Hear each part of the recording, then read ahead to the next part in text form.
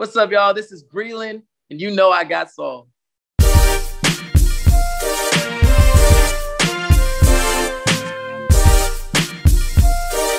Hey, man. Well, I appreciate you for taking the time out for this. We've been wanting to talk to you for a minute now.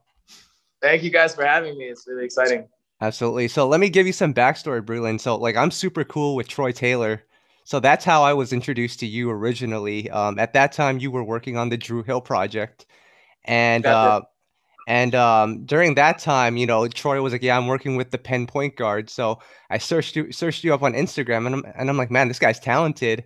And I had asked Troy, I'm like, "What's going on with him? Is he a writer? Is he a singer, an artist? What is he?" And Troy's just like, he's trying to figure that out right now. So I left it at that. Didn't really think much of it. And at that time, I just knew you as the Penn point guard. And then fast forward, probably about a year later, and Breland, like I predominantly just listen to R&B. So if I hear something and I know it and it's not R&B, that's when I know like it's something. So I heard My Truck and I'm like, okay, this is pretty catchy.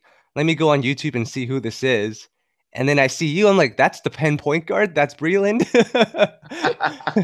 And that was just so crazy to me, but like what a journey it's been for you so far. Like that's my take on just how your journey's been like, but I'm sure there's a lot more in between. So just take me back to that Drew Hill project and what's happened since then.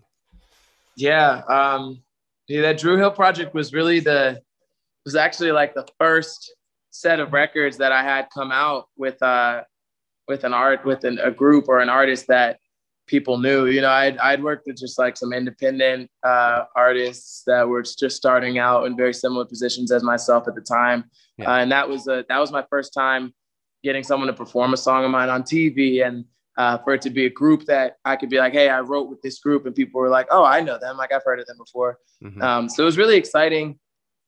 And the Penn point guard was a moniker that we came up with because I was a big fan. I still am a big fan of basketball. And I just feel like the energy that I bring to a studio and creatively and in life is one of a point guard. The point guard is someone who brings the ball up the court, facilitates the offense, recognizes the different skills and talents of the other people on the team and does what they can to try to distribute the ball. But when the lane is open, mm-hmm. a great point guard knows how to drive the ball and score themselves. And I feel like My Truck was my opportunity to do that. So I was able to write a lot of records for different R&B and hip hop acts, including YK Osiris and obviously a lot of the Trey Songz stuff and Jacquees and Trevor Jackson and some other people who can really sing. And it was great to be able to get that experience. But where I'm at right now creatively is I'm always going to make R&B music. It's a part of my creative. It's in my arsenal creatively. I'm always going to bring soul to whatever it is that I do. But as an artist now, I found a new niche where I can kind of express some other parts of my creativity and reach across the aisle and kind of experiment with genre and sound in ways that have been really satisfying for me. Right. Yeah. I mean, because I listened to your new record, Cross Country, and it's sort of like a biography or just kind of takes you through the timeline of what was going on. So I want to take it back to those early days with Troy. You were writing songs every day, getting placements. Like, was it in your thought process at that point to be an artist, or were you just content with being a writer at that time?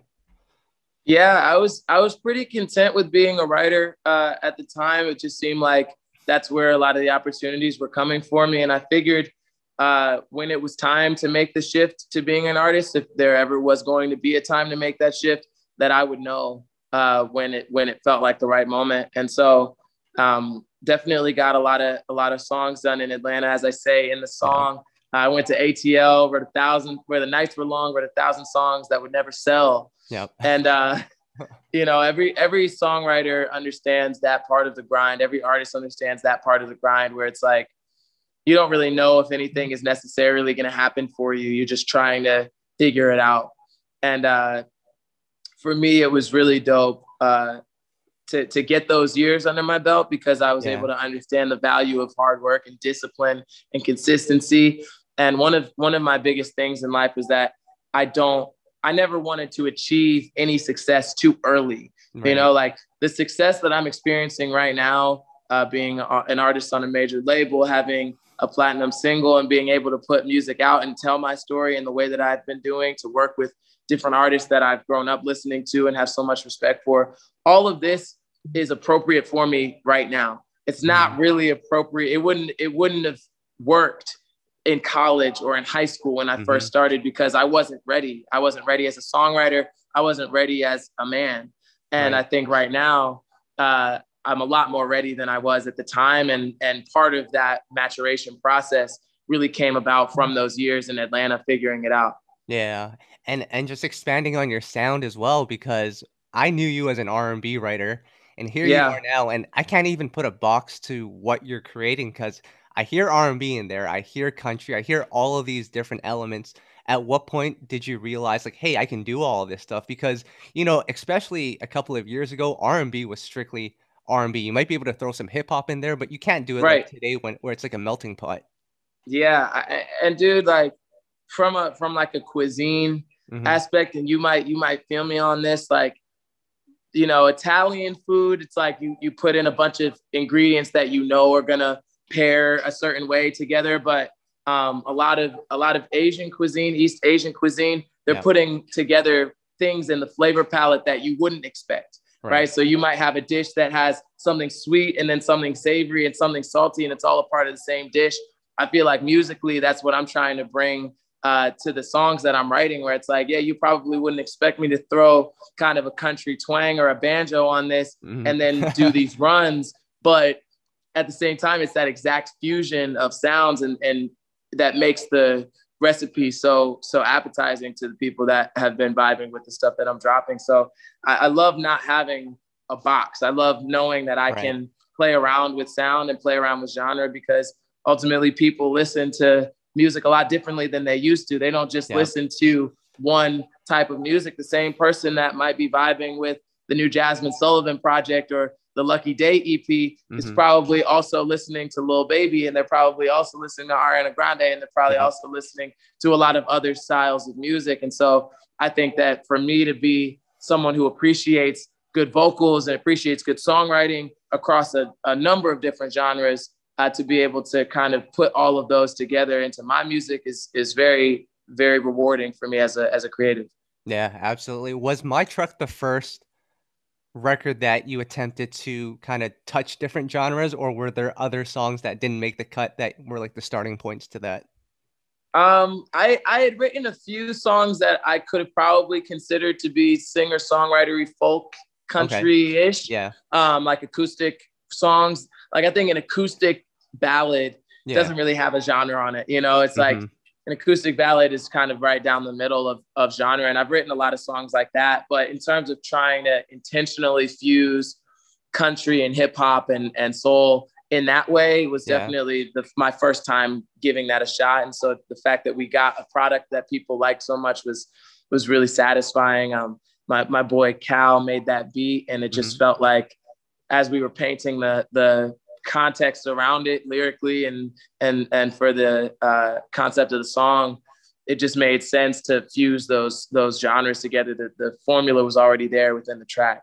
Right. See, I think the beautiful thing about your music, I was just listening to a couple of records earlier, like Wi-Fi, like I hear R&B in it still, which is crazy. For sure. Like melodically, you're still doing R&B. Real Men Don't Cry. Like the bridge sounds like something straight out of Boys to Men.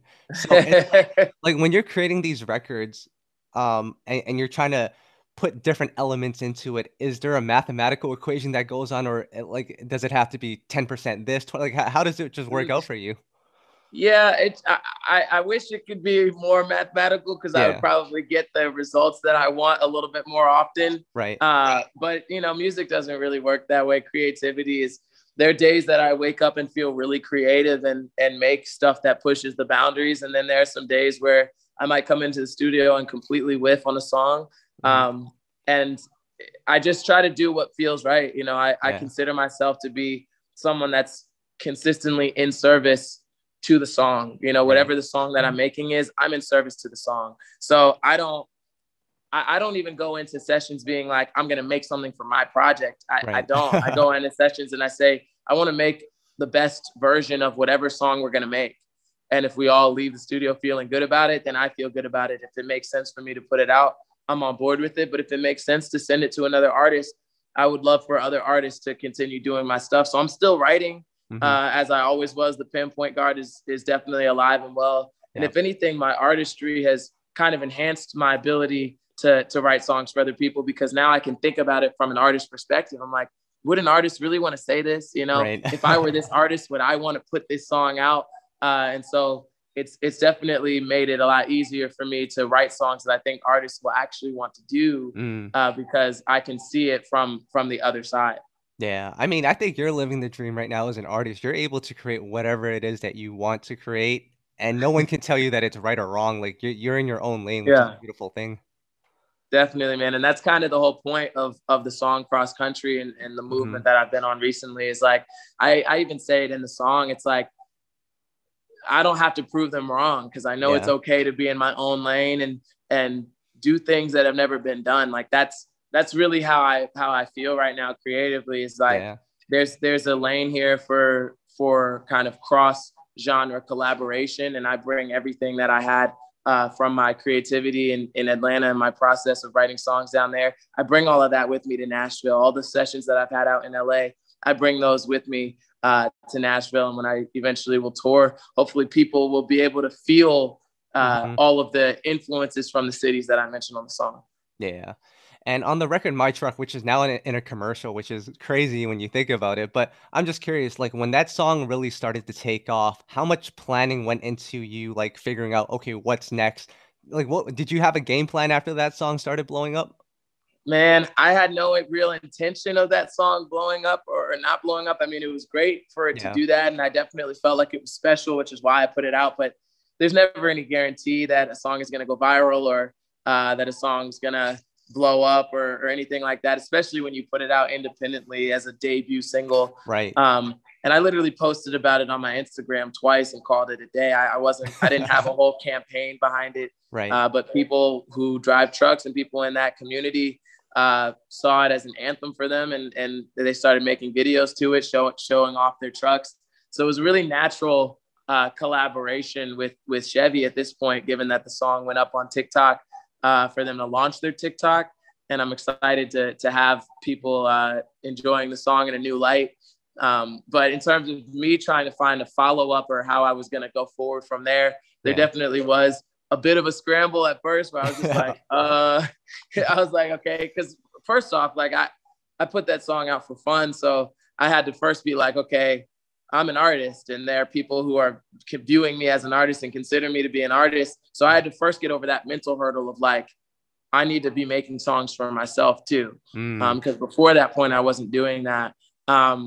And there was a little bit of pressure, I felt like at first, to try to make something else that sounded like that. Yeah. And I'm really grateful now that I didn't just stick in that one little lane, because I think that there's a much bigger conversation to be had here with cross country. Cross country is kind of the catch-all genre that incorporates country into the other genres of music. So My Truck, I think, falls under that umbrella of cross country. Of course. But I think the songs like Wi-Fi and Hot Sauce and In the Woods and Real Men Don't Cry also fall within that umbrella. And everything that I make is going to be at least somewhat cross country, because I'm a storyteller and I'm a songwriter, and I like to be able to make sure that my songs have some type of meaning or message behind it, or something that people can come away understanding about the person singing the song. So this song, Cross Country, is really important to me for being able to establish that. And I hope that it has similar success to My Truck. But, I'm really just focused on being able to tell my story on this and inspire other people to tell their stories. Because that's ultimately what country music and cross country is all about, is storytelling. And there's a lot of stories that still need to be told. No, absolutely. And of course, at the same time, you're still doing your thing in R&B. Like you wrote a lot of Trey's last album, which was one of our favorite albums of the year. Breland, I gotta ask, the record "Cat's Got My Tongue." Who came up with that concept? Because that's hilarious. Oh man, that was one of my concepts, man. Yeah.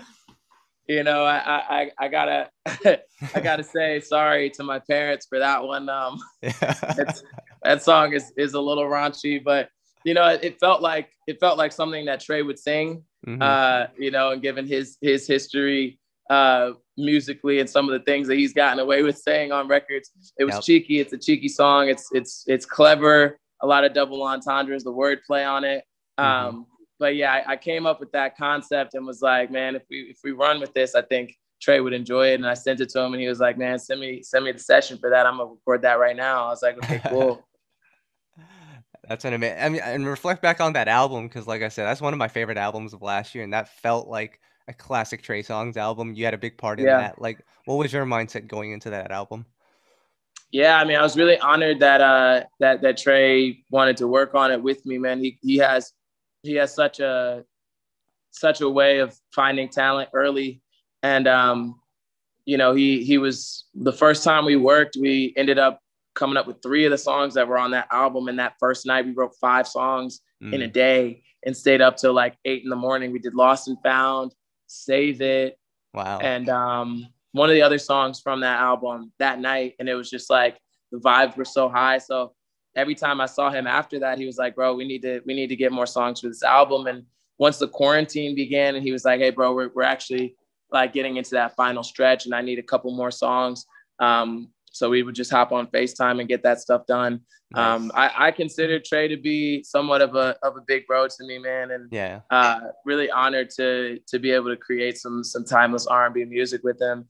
And he's been really supportive, even with my own artistry. Obviously, he's on Atlantic Records as well. Yeah. So we're label mates now, and he helped me make that decision to choose Atlantic because I had some offers from a bunch of different labels, and I was able to have that conversation with him as one of my OGs to Hmm. be like, yeah, man, Atlantic it seems like it would be a good fit for you. So I'm really grateful to him and really excited to have so much great music out with him. But my thing, anytime I'm working on a project or a song with an artist, is just I want to make sure that it's authentic to them. I want to make sure that we're writing something that they'll actually want to use. Yeah. So anytime I'm in with Trey, I'm just asking him what's going on in life, where are you at, how do you feel, what's the vibe for today, and we just chase that. Amazing. And finally, Breland, like I said, Cross Country is out soon. I gotta know, like, what's coming up, and even paint the picture for me when you're getting into the studio now with these producers who predominantly work in country music, and you come in and you're Yeah, bringing all these melodies that they might not be familiar with. Like, what's that? What's yeah. their reaction like when you're doing that? Dude, it's a lot of fun, and I Yeah. think that the people in Nashville, they're musicians at the end of the day, so Hmm. they all listen to a lot of different styles of music, so they're Yeah. excited when I can come in and do certain things vocally that they probably don't hear a ton of in town, and Hmm. they help me sharpen my pen, and a lot of different ways that I create. I've been put onto just creating even without a track, and just like playing, creating something to chords, and just playing chords on a guitar or on a banjo or or on keys, and just Right. creating like that. It's very organic. So I'm bringing some of my sauce, and they're helping give me some of their sauce. And creatively, it's been really fun to put it together. So I think Cross Country and the next songs that I have coming out over the next few months, you'll definitely feel kind of how I've evolved a little bit as a writer, and some of the Yeah. wordplay and stuff that I'm bringing to songs like Cat Got My Tongue and some of the Trey Songz stuff. You're Hmm. going to see that just from a different angle and a different perspective lyrically, Right. but you'll see some of the same penmanship, and even at an elevated level now. So Nashville, I would say, has definitely helped me improve my game and make me a much more well-rounded creative. So I'm really grateful to be here and to have this opportunity. That's amazing, Breland. And I just gotta say, like, I commend you for what you're doing. You're breaking musical rules, but that's what it's supposed to be. You're supposed to be elevating music and the genre. So I appreciate you for all that you're doing. Is there anything that you'd like to add? Man, I just want to say thank you for the opportunity to come on here and share, and be on the lookout for more tunes. I appreciate you, bro.